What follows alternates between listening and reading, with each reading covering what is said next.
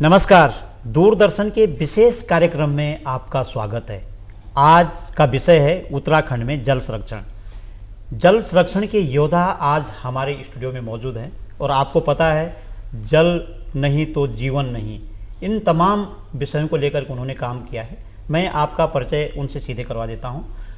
हमारे स्टूडियो में हैं सुधीर सुंदरियाल जी, आपका बहुत बहुत स्वागत है। हमारे साथ नूतन पंत जी हैं, आपका भी बहुत बहुत स्वागत है। हमारे साथ वरिष्ठ पत्रकार सुभाष चंद्र नौटियाल जी हैं, आपका भी बहुत बहुत स्वागत है। और हमारे साथ हैं दूर नैनीताल से चंदन सिंह नयाल जी, आपका भी बहुत बहुत स्वागत है। उत्तराखंड में जल संरक्षण को लेकर के आप चारों लोगों ने बहुत अच्छा काम किया है। अलग अलग मंचों पे आपने काम किया है और जल नहीं तो जीवन भी नहीं, इस विषय को लेकर के आपसे सीधी बातचीत शुरू करता हूं। सबसे पहले सुधीर सुंदरियाल जी से बात करता हूं कि आप इतने बड़े मीडिया हाउस में रहते हुए आपने सब काम धाम छोड़ करके वापस अपने उत्तराखंड आए, तो आपको कैसा लगा कि जल संरक्षण का ही काम करना है और किस तरह से आपने शुरुआत की है और आज आप कहां पर इस काम को देख रहे हैं? धन्यवाद पंचोली जी। सर्वप्रथम मैं ये बता दूं कि 2014 तक, जैसे आपने बताया, मैं दिल्ली में एक प्रवासी जीवन जी रहा था और इंडिया टीवी न्यूज़ चैनल में काम करता था, प्रवासी जीवन जी रहा था। 2014 में घर वापसी हुई और सबसे पहले हमने जो है घर से लगाव था ही, गांव से लगाव था ही, तो यहाँ का लगातार बढ़ते हुए बंजर खेत और जल संकट को देखते हुए हमने 2015 से ही जो है एक ट्रस्ट बनाया भलो लगत फील गुड नाम से, और उसके तहत हमने सबसे पहले जल संरक्षण और वृक्षारोपण पे काम किया है। आज की डेट में जल संरक्षण और वृक्षारोपण के कार्य काफ़ी बृहद रूप में हमारे चल रहे हैं और जगह जगह हमारे ये कार्य चल रहे हैं और हमारा एक ही मकसद है कि पहाड़ों को जितना ज़्यादा पानी पिलाया जाए। पहाड़ ज़्यादा पानी पिएंगे तो कहीं ना कहीं जल स्रोत के रूप में वो हमारी प्यास बुझाएंगे। तो इसके तहत बड़े रूप में हम ये कार्य कर रहे हैं। बिल्कुल, आपके पास दोबारा आऊँगा और कि कैसे शुरुआत और उसका आउटपुट हमारे सामने क्या आ रहा है। मैं थोड़ा सा इन नूतन पंत जी के पास जाता हूँ कि आपकी शुरुआत कैसे हुई जल संरक्षण के काम को लेकर के, और ऐसा कौन सा काम है जिससे आप जल संरक्षण का ही करते हैं, मतलब वो माध्यम क्या हो सकता है? तो हमारे दूरदर्शन के दर्शक आपको देख रहे हैं। सबसे पहले तो मैं आप सबका धन्यवाद करती हूँ। और मैंने जो है, मैं भी पहले देहरादून में रहती थी, कंप्यूटर ऑपरेटर का काम मैंने किया है। और 2016 में मैं घर गई, रिवर्स माइग्रेशन के तहत मैं गांव में चली गई और वहाँ सबसे पहले तो हम चकबंदी आंदोलन से जुड़े ही थे। उसके बाद हम फील गुड ट्रस्ट से जो है जुड़े हैं और 2016 से हमने खाल चाल पे काम करना शुरू कर दिया था। और मैं समझती हूँ कि शायद विश्व की सबसे बड़ी खाल हमने बनाई है घंडियाल खाल के नाम से। अच्छा जी, ये चौबटा खाल से 1-1.5 किलोमीटर की दूरी पे है और तब से लगातार गांव में भी हम जल संचय की बात करते आए हैं। जहाँ पे भी कार्य होते हैं, सामाजिक रूप से होते हैं, तो वहाँ पे हम बात करते हैं कि भाई आप कहीं ना कहीं किसी न किसी स्तर से जो है जल को बचाने का काम करो, क्योंकि जैसे आपने कहा ही है कि जल है तो जीवन है, बिना जल के तो हम जीवन की कल्पना भी नहीं कर सकते हैं। तो आज मतलब वर्तमान समय में हमने कई गाँव में जो जहाँ पे प्राकृतिक रूप से जो धारे होते हैं, जिनको हम पंधेरे भी बोलते हैं, उनके ऊपर हमने खाल चाल बनाई हुई है, जिससे कि जो बरसात का पानी या अन्य कई बार बरसात हो जाती है वैसे मौसम पे भी, तो वो पानी उस खाल चाल में रुके और कहीं ना कहीं उससे जल का स्तर बढ़ेगा।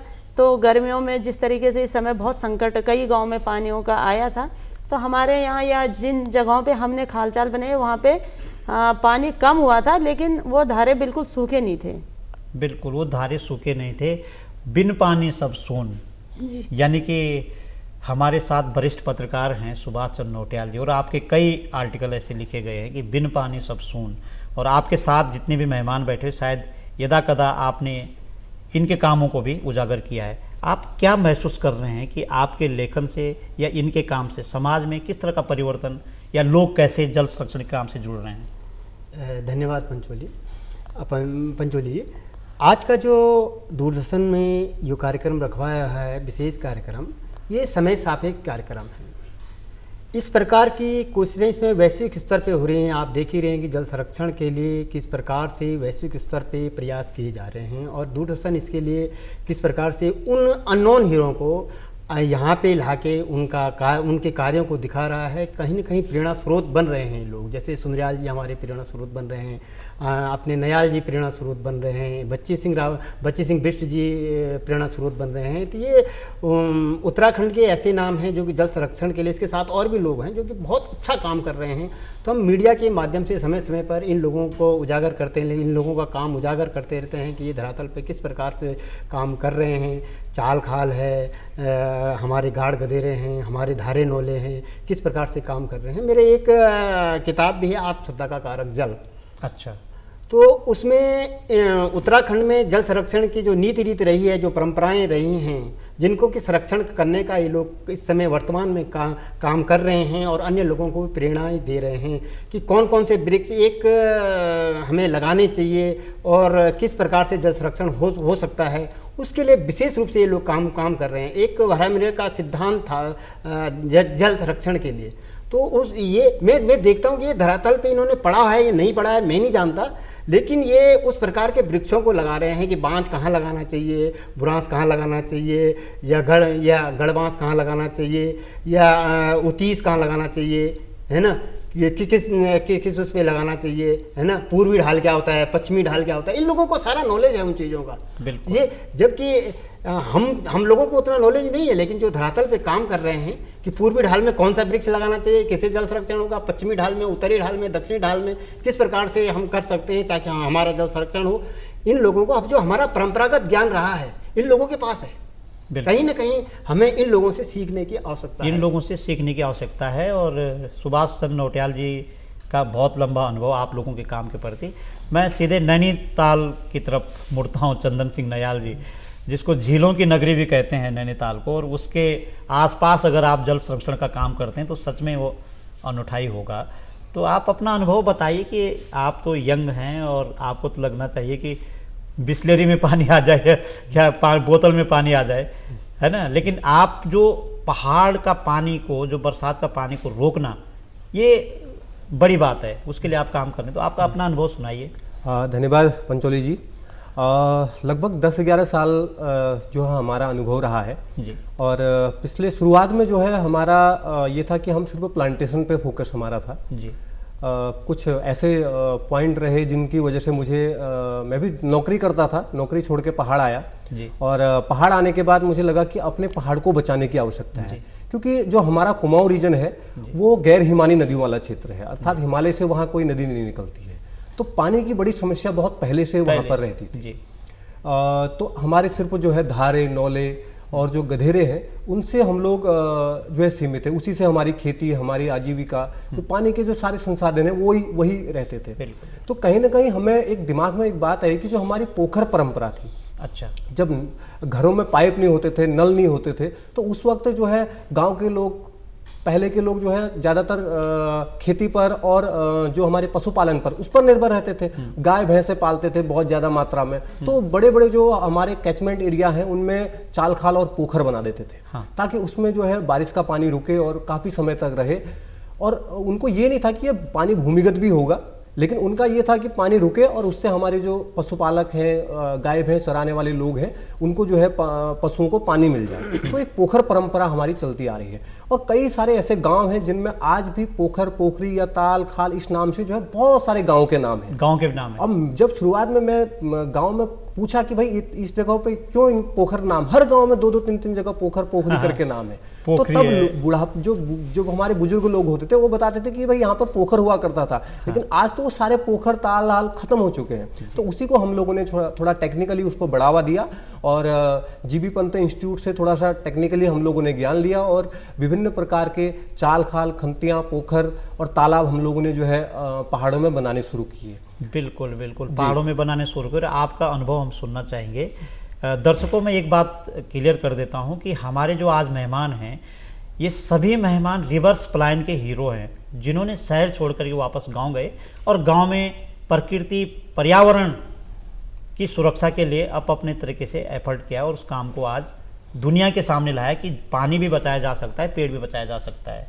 और मैं सुधीर सुंदरयाल जी का बहुत लंबा अनुभव है। आपका तो जो इंटीग्रेटेड प्रोग्राम है, आप एजुकेशन के लिए भी काम करते हैं, तो पानी के लिए भी काम करते हैं, पेड़ के लिए भी काम करते हैं और क्या बोलते हैं कैश क्रॉप के लिए भी काम करते हैं, बड़ा काम है, पर उन सब के लिए पानी चाहिए ना। जी। तो आप थोड़ा सा हमारे दर्शकों को बता दीजिए कि आप अब गांव चले गए हैं, गांव में आप पानी के संरक्षण के लिए काम कर रहे हैं, और जो ये पानी के संरक्षण का काम है इसका आउटपुट, मतलब इसका रिजल्ट आप कैसे देख रहे हैं आज? पंचोली जी, इसका रिजल्ट बहुत ही और सकारात्मक कौन है। लोग हैं जिनके साथ आप इस काम को करते हैं? बहुत इसके जो परिणाम हैं बहुत सकारात्मक हैं जी। जल संरक्षण हमारा एकाएक ऐसा नहीं है कि जाए और गड्ढा खोदे और पानी रोके। जी। इसका हमने एक बहुत अच्छी से एक योजनाबद्ध तरीके से हम जल संरक्षण कर रहे हैं। एक ऐसी योजना बना रखी है कि जो क्रमबद्ध रूप में आगे बढ़ा रहे हैं इससे। उदाहरण के तौर पे जल संरक्षण का हमारा जो भी काम है वो बिना सरकारी काम का, कोई सरकारी बजट नहीं होता। वो तो उसके लिए हमने पहला लक्ष्य अपना ये बनाया था, एक ऐसा हमने अपना धर्म बना रखा है कि जन सरोकार का कार्य जन सहभागिता से हो, और जन सहभागिता से हम जो हैं ऐसे संसाधन जुटाएं जिससे हम जल संरक्षण का कार्य कर सकें। तो इसके लिए जगह जगह हमने जागरूकता कार्यक्रम करवाए, लोगों को जोड़ना शुरू किया, लोगों से जल संरक्षण संकल्प पत्र भरवाए। हाँ जी, और साथ ही साथ हमने इससे जितने भी बच्चे से लेके बूढ़े तक, महिलाओं से लेके पुरुष तक, हर एक आदमी को जोड़ने का प्रयास किया, और सौभाग्यवश सबका हमें साथ भी मिला। आज उन सब लोगों के सहयोग से ही जो है हमने कई जलाशय बनाए। जो आदमी जिस सामर्थ्य का था, उदाहरण के तौर पे जो रहवासी थे, जो वहाँ के लोग थे, वो श्रमदान करने के लिए कुदाल फावड़ा लेके वहाँ पे पहुँच गए। जो प्रवासी थे, प्रवासी लोगों ने जो है अपना जो 2 लेबरों की, मजदूरों की दिहाड़ी भेज दी। मतलब आर्थिक दान और श्रम दान के तहत हमने बड़े बड़े जलाशय बनाए। दूसरा, जब ये हमें जन सहभागिता हमने इकट्ठा कर ली थी, लोगों का वो कर दिया था, जुड़ाव हो गया था, उसके बाद हमने जलाशय बनाने शुरू किए। जलाशय भी हमारे कुछ आप डिफरेंट तरीके से, अलग तरीके से देखेंगे। जहाँ पे हमने जलाशय बनाया तो बिना कैचमेंट एरिया के कहीं पे जलाशय नहीं बना हमारा, और वो जलाशय जब बना तो उसके लिए जल एकत्रीकरण नालियाँ जरूर बनाई हमने। ज़्यादातर कार्य क्या हो रहे हैं कि जैसे कि लोग सोचते हैं कि ऊपर की पानी की बूंदों से ही हमारा जलाशय जल संरक्षण का काम हो जाएगा, तो ये नहीं हो पाता। इसके लिए हमने, जैसे एक उदाहरण के तौर पर अभी नूतन जी ने भी वो बात बताई थी कि फील गुड जलाशय घंडियाल करके बनाया था। तो 40 मीटर लंबा, 30 मीटर चौड़ा जलाशय बनाया था, 40 मीटर लंबा और 30 मीटर चौड़ा और 1.5 मीटर गहरा बनाया था। और उसमें हमने 3 तरफ से जल एकत्रीकरण नालियां बनाई थी, और वो नालियां 100 मीटर, 2 तरफ तो 100 मीटर लंबी नालियां थी। तो बरसात में एक ही बारिश में जो है वाटर शेड को देखना है, मतलब हाँ, पूरा कैचमेंट एरिया। अब बिना जल एकत्रीकरण नालियों के जल संरक्षण जो है सही ढंग से नहीं हो पाएगा। तो हमने इस तरह से कई जलाशय बनाए, और अभी जो है यहाँ से जाने के बाद फिर हमारा एक बड़ा सा ऐसी जलाशय कि उसकी तैयारी में है। तो इसके बाद हमने ये भी देखा कि क्षेत्र में कौन लोग जल संरक्षण की चेतना रखते हैं या उस पर कार्य कर रहे हैं, तो उन लोगों को जल प्रहरी सम्मान दिए हमने, ताकि एक पूरा माहौल बने जल संरक्षण का। तब जो है एक चीज़ ये आम लोगों के दिमाग में आनी चाहिए कि बढ़ता हुआ बंजर खेत हमारा जो है जल संरक्षण के लिए बहुत नुकसानदायी है। वो जल संरक्षण कर ही नहीं पाता।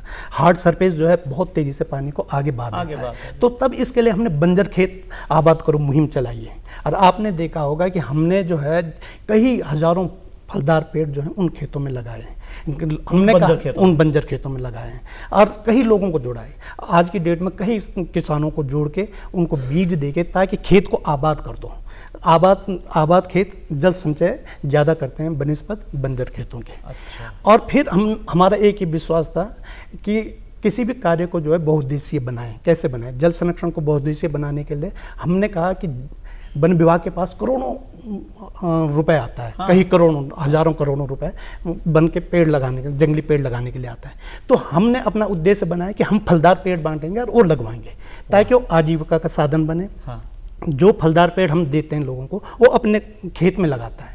अगर हमने 5 पेड़ दिए तो उसकी कोशिश ये रहती है कि इसका फल खाना है मुझे, तो कम से कम 2-4 पेड़ों को तो जिंदा रखता ही है, जीवित रखता ही है। तो उसका आजीविका का साधन भी बन रहा है, हमारा जल संरक्षण का साधन भी बन रहा है। पेड़ के चारों तरफ वो थाल भी बना रहा है, तो एक छोटी सी तलैया भी बन गई है, और खेत आबाद भी हो गया, आजीविका का साधन भी हो गया। ये सारा काम भी उससे हो रहा है। फिर हमारा क्या एक मकसद है कि जगह जगह आग लग रही है। अब ये जो आग है ये बहुत ज़्यादा नमी का तो ह्रास करती है, नमी को तो ख़त्म करती है। नमी क्या है? पानी है। लेकिन साथ ही साथ उस झाड़ी और उन पेड़ पौधों को भी ख़त्म कर रही है जो पानी को संरक्षित करने के लिए ज़रूरी है। तो वनाग्नि कैसे रोकी जाए, इसके लिए जगह जगह स्कूलों में हर जगह ये कार्यक्रम चलाए जाते हैं ताकि हमारी आग जो है उसको नुकसान न पहुंचाए। उसका अनुभव आपसे फिर से सुनेंगे जी। क्योंकि नूतन पंत जी से हम सुनना चाहते हैं कि पहाड़ में अक्सर जब जल संरक्षण, पर्यावरण संरक्षण या तमाम जो सामूहिक काम होते हैं, जो श्रमदान काम होते हैं, उनमें महिलाएं बढ़ चढ़ कर हिस्सा लेती है। जी। और तो आप अनुभव बताइए कि कितनी महिलाएं आपके साथ जुड़ी हुई है, जिस काम में लगी हुई है, और अब तक आपने कितने तालाब बना दिए।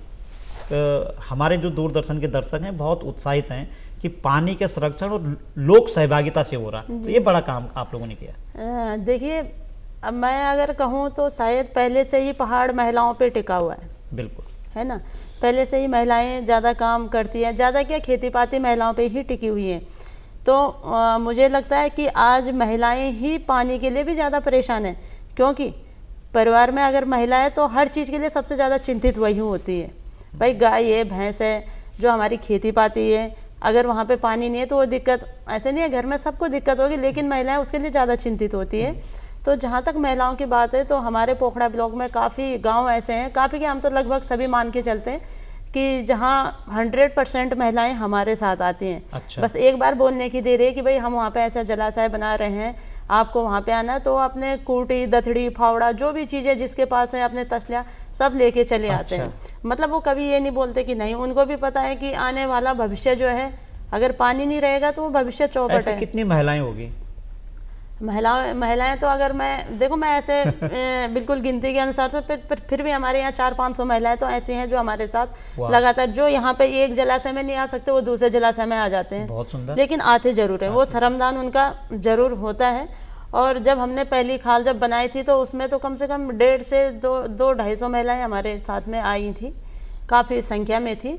और उसके बाद तो अब महिलाएं जो है अपने आप भी समाज में या अपने घर गांव में भी इस चीज़ को रखते हैं कि भाई किस तरीके से हम जल का संचय करें। और वो कई जगह पे अपने आप ही छोटे छोटे जो हैं तालाब बना रहे हैं घरों के आसपास या खेती के आसपास। अब जैसे कहीं पे पेड़ लगे हुए हैं, फलदार वृक्ष लगे हैं, तो कई महिलाएं, 4-5 महिलाएं ऐसे हैं जो एक ही खेत में जल संरक्षण का काम कर रहे हैं, तालाब बना रहे हैं, जिससे कि गर्मियों में कुछ पानी अगर इसमें सिंचित हो तो गर्मियों में उस पानी को वहाँ पे डाला जाए या बरसात का पानी वहाँ पे संचय किया जाए। तो उन तालाबों में अब तक पानी है पूरा? जी, पानी रहता है सभी वहाँ पे। तालाबों में? जी। कितने तालाब अभी तो होंगे? बरसात है सर, तो अभी तो प्रत्येक गांव में लगभग हमारे 2-3 तालाब बने ही, और धारों के ऊपर तो बने ही बने हैं। पूरे पोखड़ा ब्लॉक में? पोखड़ा ब्लॉक हमारा एरिया जो है, जो एरिया है, जी, कितने होंगे पोखड़ा वैसे? ब्लॉक के, हाँ, इससे भी आगे जो आपके कांडा खाल साइड है, वहाँ पे भी काफ़ी नौजवान है जो जागरूक हैं और इस काम को आगे बढ़ा रहे हैं। वहाँ पे भी काफ़ी तालाब बनाए हुए हैं। तो बिल्कुल आपके पास फिर से, क्योंकि ये आंकड़ा बहुत ज़रूरी है कि आपने पोखड़ा ब्लॉक में कितने तालाब बनाए, उन तालाबों के बेनिफिट्स क्या है। सुभाष चंद्र नौटियाल के पास बाद में जाऊंगा। हमारे चंदन सिंह नयाल जी, आप ये थोड़ा सा बताइए कि ओखला कांडा ब्लॉक में आपने काम किया है और कितने तालाब हैं जो आपके द्वारा लोगों ने बनाए, और कितने लोग आपके साथ जुड़े हुए हैं जो इस जल संरक्षण का काम कर रहे हैं? सर जो है हमारे साथ युवाओं की और महिलाओं की जो है टीम है, और हमारा कोई एनजीओ नहीं है। हम जिस भी गांव में काम करते हैं वहीं के लोगों को जो है एकजुट करके इस प्रकार के काम को करते हैं। लेकिन हम लोग एक मॉडल तैयार कर रहे हैं, क्योंकि हमारे पास कोई ऐसा फंड नहीं है जिससे हम जो है इस प्रकार के कामों को कर सकते हैं। जब लॉकडाउन था, लॉकडाउन के समय में हमारे पास बहुत समय था। युवा भी सब घर आए थे, सब लोगों ने उस वक्त हम लोगों ने श्रमदान से बहुत सारे तालाब बनाए। अच्छा। तो अभी तक लगभग 6000 से ज्यादा जो है हम लोग चाल खाल, खंतियां और पोखर बना चुके हैं। अच्छा, 6000? जी जी जी। और उसको एक लगभग 200 हेक्टेयर में एक एरिया ले रखा हम लोगों ने, उसको एक मॉडल के रूप में तैयार कर रहे हैं हम लोग। पूरा जो एरिया है उसमें आपको जगह जगह जो है चाल खाल, खंतियाँ और पूरा वो मिलेगा। और जो 12 हेक्टेयर का एक हमने एरिया ले रखा है उसमें हम लोग विभिन्न प्रकार का प्लांटेशन भी कर रहे हैं, उसमें चाल खाल भी बने हैं, और एक मिक्स फॉरेस्ट भी जो है हम लोग उसको एक मॉडल के रूप में तैयार कर रहे हैं। तो कोई भी आके जो है वहाँ पर देख सकता है उन सब हमारे कार्यों को। और वहाँ पर जो हमारी जो मुख्य गौला नदी है, गौला नदी का कैचमेंट एरिया हम लोगों ने एक एरिया लिया हुआ है, और वहीं एक हमारी लधिया नदी है उसका एक कैचमेंट एरिया लिया है। तो इन 2 कैचमेंट एरियाओं में जो है हम लोग मुख्य रूप से काम कर रहे हैं। जहाँ पर जैसा स्पेस है उस हिसाब से जो है हम लोग जो है खाल का निर्माण करते हैं। जहाँ पर खाल की ज़रूरत होती है खाल बनता है, और जहाँ पर छोटी कंटूर ट्रेंच की ज़रूरत होती है वहाँ पर कंटूर ट्रेंच हम लोग जो है बनाते हैं। इसमें जो है महिलाओं का मुख्य, क्योंकि हमारे क्षेत्र में जो है ज़्यादातर युवा खेती पर निर्भर रहते हैं और जो है अन्य सब कामों पर रहते हैं। हमारे वहाँ खेती बहुत ज़्यादा होती है, तो युवा जो है मुख्य रूप से इसमें हम लोग उनका योगदान रहता है। आपके साथ यूथ जुड़ा हुआ है? हाँ, युवा हमारे साथ जो है लॉकडाउन में भी काफ़ी युवा जुड़ा था। उसके बाद कुछ लोग जो है अपनी नौकरी के लिए चले गए, लेकिन फिर भी अभी भी जो है हमारे साथ काफ़ी युवा जुड़ा है। और जो महिला समूह की महिलाएं हैं वो भी जो है इसमें काफ़ी हमारे साथ जो है इसमें सहयोग करती है। तो कैसे आप इसको नेतृत्व तो कैसे करते हैं कि आपने कोई संस्थान आपके पास है जी, तो कैसे मोटिवेशनल कैसे हो जाता, कैसे मोटिवेट करते हैं आपकी आओ सब लोग चाल खाल बनाते हैं या पोकर बनाते हैं? देखिए, उसके लिए हम लोग जो है विभिन्न गाँव में जो है हम लोग जाते हैं। लगभग 120 से अधिक गाँव जो है हम लोगों ने मतलब लिए हुए हैं। उन गाँव में जाकर हम लोग पहले एक जागरूकता कार्यक्रम करते हैं। असल में होता क्या है सर कि हमारे पहाड़ में एनजीओ को लेकर एक अलग सी धारणा बनी हुई है। क्योंकि बहुत सारे एनजीओ जैसे हैं, मैं कुछ कहना नहीं चाहूँगा, लेकिन उन्होंने जो है उनको सिर्फ यूज के लिए जो है यूज में लिया। तो आप कैसे करते हैं? हम लोग जो है सब लोग को इकट्ठा करते हैं और गांव के लोगों को, महिलाओं को इकट्ठा करते हैं। उनको बताते हैं भाई कि आने वाले जो है आपके समय के लिए बड़ी समस्याएं हैं और देख रहे हैं। क्योंकि मैं अभी उखलकाडा ब्लॉक की बात करता हूं तो 35% हमारे वाटर रिसोर्सेज, पिछले साल की हमारी रिसर्च है, 35% वाटर रिसोर्सेज हमारे सूख चुके हैं। जो हमारे धारे थे, हमारे नौले थे, कई सारे ऐसे जो बुजुर्गी नौले हमारे कहते हैं, जो हमारे पुराने नौले थे, वो नौले तक सूख चुके हैं। तो कहीं ना कहीं जो है ये बड़ी एक समस्या हम लोग को सामने नजर आई। क्योंकि हमारे वहाँ तो जो है खेती मुख्य है, आलू की खेती हमारे वहाँ होती है, गोभी, ये सब चीज़ें जो है फसलें होती है और हर किसी के लिए पानी की ज़रूरत होती है। तो हमारे बहुत सारे स्रोत सूख गए थे, लेकिन उसका जो है जो परिणाम हम लोगों ने देखा, जो हमने 12-13 हेक्टेयर का जो एक एरिया ले रखा है, उस एरिया में 2 पानी के स्रोत थे। हम ये नहीं कह सकते कि हमने नदी पुनर्जीवित कर दी या बहुत सारा ऐसा काम कर दिया, नहीं किया, लेकिन हमने 2 ऐसे स्रोत देखे जिनमें जो है 6 महीने पानी रहता था। मतलब 6 महीने बाद वो जो है पानी सूख जाता था। हाँ। तो पिछले 2 सालों से उनमें पूरे 12 महीने पानी रहने लगा है और ये हमारे लिए बहुत ही जो है शुभ संकेत है। ये शुभ संकेत है। और दूसरा, मैंने थोड़ा आपको रोकूंगा अभी। आपके पास फिर से जो आपका जो ये अनुभव है, लोग सीखना चाहते हैं। ये सारे अनुभव को सुभाष चंद्र नौटियाल जी लिखते हैं। आपको क्या लग रहा है कि ये लोग सही कर रहे हैं या इसको आगे कैसे बढ़ाना चाहिए? ये असल में पंचोली जी, ये हमारी परंपरा रही है। अगर आप उत्तराखंड की भौगोलिक स्थिति देखें जी, तो यहाँ लगभग 1500 mm बारिश होती है सालाना। अच्छा, अप्रॉक्सीमेट कह रहा हूँ मैं, ये 1400 से 1500 के बीच अप्रॉक्सीमेट यहाँ सालाना बारिश होती है। और इसको रोका जाना, इसका संरक्षण कि हमारे यहाँ परंपरा रही है पहले से। आपने देखा होगा कि हमारे 2 गाँवों के बीच में तोक रहता है। हाँ, तोक के मध्य में पहले खालचाल बनते थे। वो लगभग जैसे हमारे सुंदरयाल जी अभी कह रहे थे कि हमने जो है 40 मीटर और 30 मीटर का बता रहे थे, वो लंबाई चौड़ाई और गहराई 1.5 से 2 मीटर यही रखा जाता था।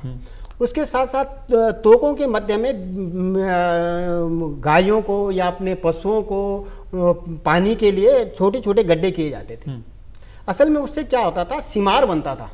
अच्छा, सीमार, हाँ, और उस सीमार से नमी रहती थी हमारे वनों में। शैवाल, हाँ, शैवाल, हाँ, सीमार जो रहता था ना, सीमार से हमारे वनों में नमी रहती थी, इसलिए आग नहीं लगती थी हमारे यहाँ पहले। अब वो परंपराएं तो खत्म हो गई, जिनको पुनर्जीवित करने की आवश्यकता है। ये लोग लगे भी हैं, कई लोग लगे हुए हैं। भारती जी लगे हुए हैं, मिस सच्चिदानंद भारती जी लगे हुए हैं, और भी लोग, कई लोग इसके लिए प्रयास कर रहे हैं अपने अपने स्तर से, अपने अपने क्षेत्रों में बहुत अच्छा प्रयास कर रहे हैं कई लोग।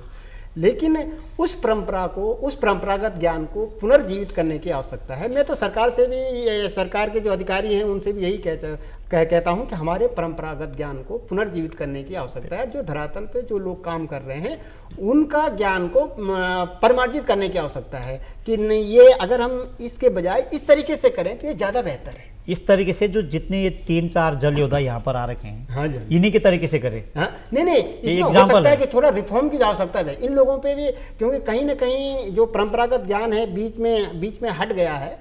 तो उस चीज़ को पुनर्जीवित करने के लिए ये लोग भी प्रयास कर रहे हैं, लेकिन अभी उस वहाँ तक नहीं पहुँचे। क्योंकि हमारे अगर ऐसा होता तो हमारे यहाँ आग नहीं लगती, सीमार बनता, आग नहीं लगती। तो कहीं ना कहीं लैकिंग है ना। उस लैकिंग को दूर सरकार के अधिकारी चाहें या अगर सरकार चाहे, इसमें वो चाहे, सरकार का कहीं ना कहीं इन्वॉल्वमेंट इनमें होना चाहिए और इन लोगों को साथ लेके अच्छा काम किया जा सकता है। मैं तो यही चाहता हूँ। बिल्कुल अच्छा काम किया जा सकता है। वापस सुधीर सुंदरयाल जी के पास जाऊंगा कि 10 साल का अनुभव और एक लंबा मीडिया का अनुभव, कहाँ मज़ा आ रहा सुंदरयाल जी? क्योंकि 10 साल में आपने एक ऐसा अनुभव प्रस्तुत किया है, आप चाहते हैं कि हम लोग सब लोग मिलकर के ऐसा करें, और एग्जाम्पल दीजिए आप अपने काम का कि किस गांव में कहाँ पर आपको बहुत अच्छा आउटपुट मिला है। पंचोली जी, पहली बात तो जो 10 साल का ये अनुभव है, इसने जो पुरानी लाइफ थी, विशेषकर मेट्रो सिटी की, दिल्ली की जी, इसने इतना आनंद दिया कि आज तक कभी वो जीवन में फिर दोबारा ये नहीं आया, मिस नहीं हुआ। बहुत सुंदर। यहाँ का हवा, यहाँ का हवा पानी, यहाँ के लोग, और सबसे बड़ी चीज़, जिस काम के लिए लोगों ने प्लान किया है, जो हार्ड लेबर से, उस हार्ड लेबर को मैं अपनी जिम की एक्सरसाइज समझता हूँ। वो स्वास्थ्य लाभ के लिए सबसे ज़रूरी है और सबसे अच्छा है। तो कभी ऐसी बात नहीं हुई कि मैंने मिस किया होगा। बाकी किसी क्षेत्र विशेष की मैं बात क्या करूं, मेरा ये एक सौभाग्य है, बल्कि जो भलूलगत नाम रखा है उसकी संकल्पना ही ये थी कि ऐसे ऐसे लोगों से हमारा जुड़ा हो जो भले मन से समाज की भलाई के लिए तैयार हों, आगे हैं, और सौभाग्य से सब कुछ मिल रहा है। तो मैं जिस क्षेत्र में भी जाता हूँ, चाहे शिक्षा के क्षेत्र में कर रहे हैं हम काम, कृषि बागवानी के क्षेत्र में कर रहे हैं, और कई स्किल डेवलपमेंट पे काम कर रहे हैं, जल संरक्षण पे काम कर रहे हैं, तो हर जगह मतलब अपेक्षा से ज़्यादा सहयोग जो है मिल जाता है। तालाब बनाए होंगे, बड़े बड़े तालाब की बात कर रहे हैं तो 20 के आसपास हमारे बड़े बड़े तालाब बने, बड़े बड़े। बाकी छोटे छोटे वो हमने क्या किया था कि कुछ सालों जो है हर एक बच्चे को एक लक्ष्य दिया था कि भाई 2 मीटर लंबा, 1 मीटर चौड़ा और कम से कम 2 फीट गहरा ये तालाब बनाने हैं। और हमने कंपटीशन करवाए थे, बल्कि कुछ लड़कियों के तो ये टाइम्स ऑफ इंडिया वगैरह वहाँ तक भी ये न्यूज़ बनी थी। तो इनसे सैकड़ों बच्चे जुड़े थे, हमारे साथ टिहरी के बच्चे जुड़े, हमारे साथ उत्तरकाशी के बच्चे जुड़े, बीरोंखाल ब्लॉक के कई लड़के जुड़े जिन्होंने ये सारे काम किए। तो इनकी संख्या काफ़ी है, मतलब एक एग्जैक्ट नहीं बता सकता मैं कि छोटे छोटे तालाब कितने बने, कि बहुत लड़कों ने बनाए। अच्छा। जगह जगह ना स्कूली बच्चों ने बनाए, साथ साथ में वृक्षारोपण भी करवाए उनसे। और वृक्षारोपण में भी फिर वही तो इसमें आप सीमेंट भी लगाते हैं क्या? नहीं, सीमेंट नहीं, सीमेंट कहीं नहीं लगती। पंचोली जी, एक चीज़ मुझे ये लगता है कि लोगों का एक सोचना ये होता है कि तालाब बनाने का मतलब यह है कि उसमें 12 मास पानी रहे। अच्छा। हमारा जो उद्देश्य है 12 मास पानी ना रहे, पहाड़ पानी पिए, पहाड़ तो पानी। सीमेंट नहीं लगाना, नहीं, सीमेंट नहीं लगाना, परंपरागत जैसे नोटियाल जी कह रहे थे। हाँ, परंपरागत। हमने कहीं सीमेंट नहीं लगाई। हमने जो है कोशिश है कि पहाड़ जितना पानी पिएगा वो कहीं ना कहीं वो पानी निकालेगा। हमारे जल स्रोत ये थोड़ी कि पहाड़ का मिजाजी ऐसा है। जितना हमारा भंडारण ज़्यादा होगा उतना हमें पानी 12 मास मिलेगा। 12 मास मिलेगा। मैं नूतन पंत जी के पास जाता हूँ कि महिलाएं आपको ऐसा नहीं कहती कि ये हमको बार बार के आ जाओ चाल खाल बनाने? जी नहीं, ऐसा नहीं है, महिलाएं ऐसे नहीं करती, बल्कि मैं तो घर पे अपना खुद का स्वरोजगार भी करती हूँ। अच्छा। तो काफ़ी लोग जो है उससे प्रेरित भी हो रहे हैं। तो ऐसा नहीं है कि अब देखो महिलाएं जहाँ आजकल घर में कई लोग एकांकी जीवन जीते हैं, भाई लोग प्लान कर चुके हैं घर से, तो कई घरों में ऐसे हैं जहाँ एक महिलाएं, 2 महिलाएं, तो कहीं ना कहीं उनको क्या है, एक सामाजिक दृष्टि से बैठने के लिए अपनी हंसी मजाक, थोड़ा बहुत काम, ये सब चीज़ें मिल जाती हैं। जहाँ पे वो अपने घर में अकेले, वहाँ पे अगर पूरे गांव की महिलाएं चल गई, 10-15 महिलाएं हैं, तो अपनी हंसी मजाक पुराने दिन भी याद कर लेते हैं और उसी चीज़ में अपना काम भी कर लेते हैं। उसी चीज़ में अपना काम भी करते थे। नोटियाल जी, हाँ जी, क्या कहना चाहेंगे? नहीं, इसमें जो हमारा जो परंपरागत की मैं बात कर रहा हूँ, सर्वदान की आप बात कर रहे हैं जी। हमारे जितने भी धारे नौले हैं, जितने भी गाड़ गधेरे हैं, बिल्कुल जितने भी वो सब श्रमदान के माध्यम से संरक्षित होते थे। पहले तो बजट नहीं आया, बजट तो 80 के बाद। बिल्कुल, हमारी जो घड़ी की जो सुई है वो हमें बहुत लंबा कहने की इजाज़त नहीं दे रही है। आप एक लाइन में क्या कह सकते हैं कि इस काम को हम कैसे आगे बढ़ाएं? इस काम को हम ऐसे आगे बढ़ा सकते हैं कि ऐसे लोग जो कि हमारे जल योद्धा हैं, आपने शुरू में जिक्र किया था कि जो हमारे जल योद्धा हैं, उन जल योद्धाओं का साथ देकर और हमारा परंपरागत ज्ञान और आधुनिक ज्ञान का समन्वय करके, बिल्कुल उनका उस काम को जल संरक्षण के लिए अगर हमें करना है तो उसे उन चीज़ों को। चंदन सिंह नयाल जी, आप थोड़ा सा बताएंगे कि किस तरह का आगे की योजना क्या है देखिए हमारी कैसे दिखाएंगे आप अपने काम को? हमारी तो ये योजना है कि एक मॉडल के रूप में जो है उसे हम डेवलप कर रहे हैं। अब मैं सभी से जो है आग्रह भी करता हूँ कि आप आइए, उस मॉडल को देखिए और पूरे उत्तराखंड में जो है उसको लागू कीजिए। उससे जो है हमारी ANR पद्धति भी जो है जनरेट हो रही है, ऑटोमेटिक नेचुरल रिजनरेशन जो है हमारा हो रहा है। क्योंकि जब जमीन को पानी मिलेगा तो जो नेचुरली जो पौधे हैं जो नेचुरली उग रहे हैं वो भी यानी कि जल जंगल जमीन का पूरा संरक्षण हो। आज हमारे स्टूडियो में बहुत ही खास लोग, जिनको मैंने कहा था कि जल योद्धा हैं, उत्तराखंड के जल योद्धा, आप आए हैं। सुधीर सुंदरियाल जी, नूतन पंत जी, सुभाष चंद्र नौटियाल जी और चंदन सिंह नयाल जी, आप सभी लोगों का बहुत बहुत धन्यवाद है। दर्शकों, अगली कड़ी में ऐसे ही किसी खास लोगों से आपकी मुलाकात कराएंगे। तब तक के लिए अनुमति दीजिए। नमस्कार।